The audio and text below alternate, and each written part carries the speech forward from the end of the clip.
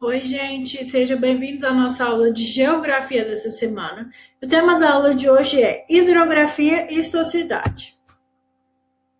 As águas e as civilizações. As primeiras populações eram nômades e elas mudavam constantemente de lugar, sempre buscavam água e outros recursos naturais. Então, o principal motivo dessas populações elas migrarem constantemente é porque elas consumiam os recursos naturais daquele local e quando ele estava próximo a se esgotar, eles mudavam para outros lugares. E eles buscavam lugares onde tinha água próximo, porque a água é um elemento vital à vida.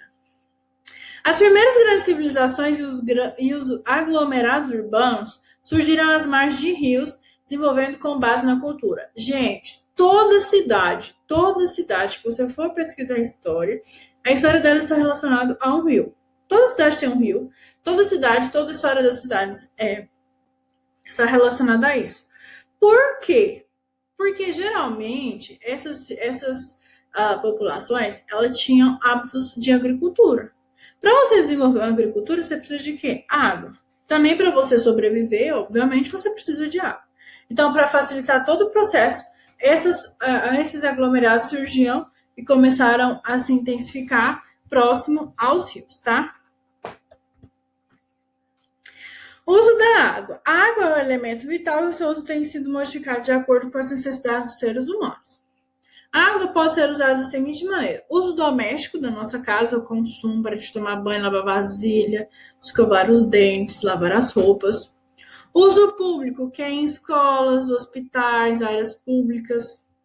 Uso comercial, que é para utilizar a comercialização da água, tá? Por exemplo, a água que você utiliza na sua água, a sua família compra ela, a água que você consome, você também compra.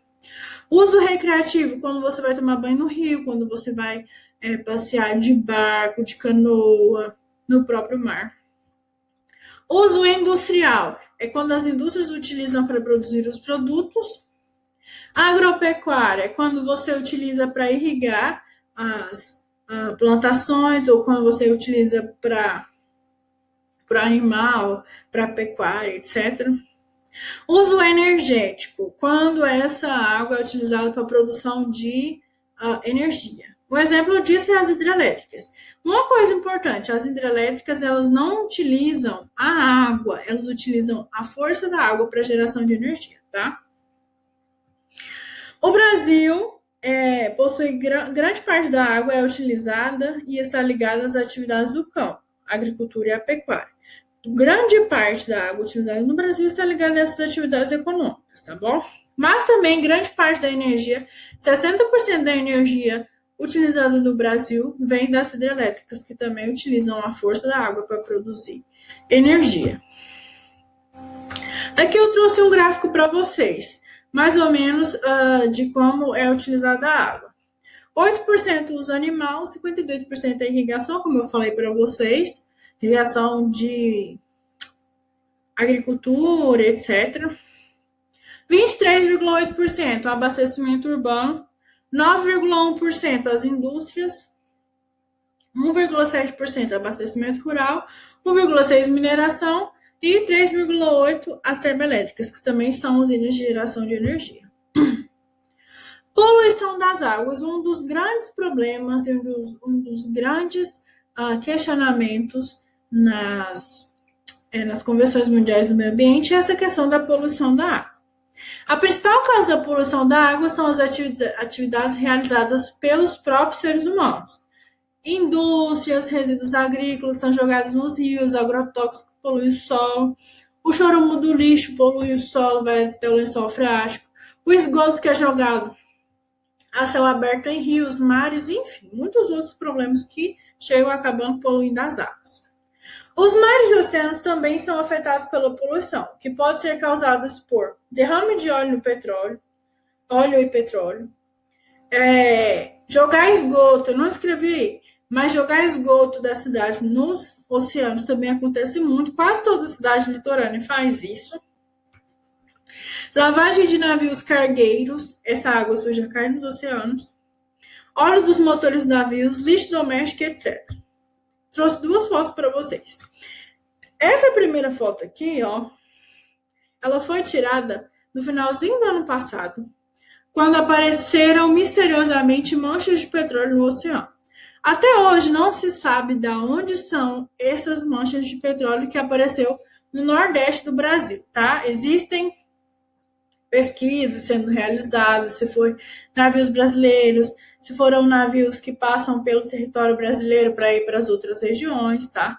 Mas fica desse jeito, bastante poluído. E na segunda foto tem um peixe morto e uma grande quantidade de lixo. Gente, esse lixo ele é constantemente jogado pelas próprias cidades e municípios das cidades litorâneas. E isso causa grande impacto ambiental para a biodiversidade do oceano. Não pode acontecer. Conflitos pelas águas.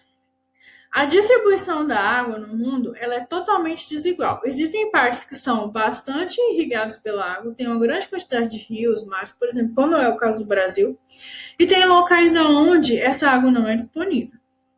À medida que a água começa a se tornar escassa, algumas disputas por fontes se intensificam, porque ninguém quer ficar sem água, né?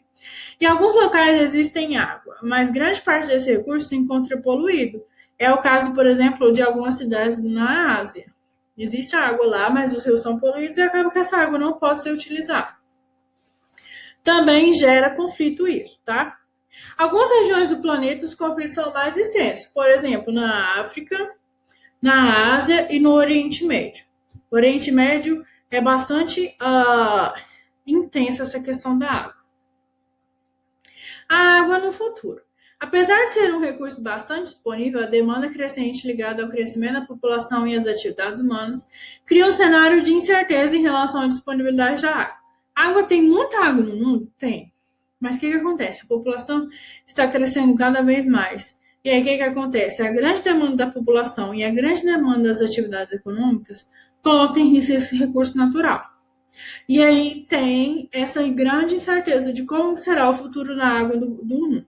Por isso que a gente vê campanhas de economizar água, tá bom? Existem várias organizações do meio ambiente que batalham para a preservação das águas e também buscam possíveis soluções para esse problema no futuro. Uma das possíveis soluções, gente, é a dessalinização da água do mar. A água do mar, a água salgada, ela é 1000 vezes maior, a quantidade é 1000 vezes maior do que a quantidade de água doce. E a quantidade de água doce é a água que a gente consome. Quando eu falo que a água do mundo está acabando, eu estou falando da água doce, água potável. Então, uma das principais soluções para essa questão da água no futuro é a dessalinização da água, que é você retirar o sal da água, colocar os nutrientes para essa água se tornar potável e para que ela possa ser utilizada.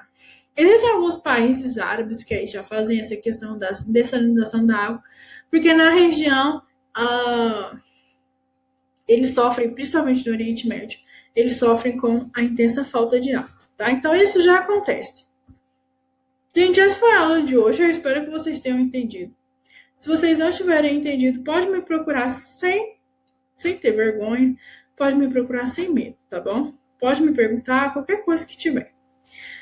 A tarefa, você já sabe qual que é para fazer, para copiar os slides no caderno, os slides dessa aula no caderno, e para fazer os exercícios da página 738 até a página 743.